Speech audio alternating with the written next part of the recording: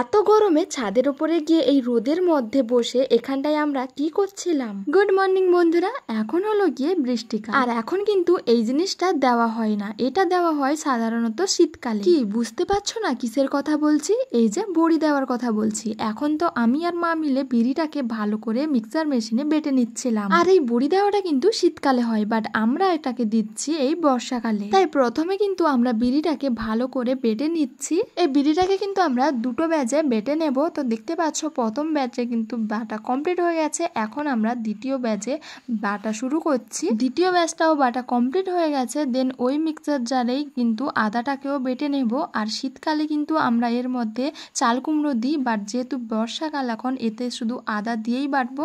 দেন আমরা সবাই ছাদে চলে এসেছি, দাদু আর মা এটাকে ফেটানো শুরু করে দিয়েছে।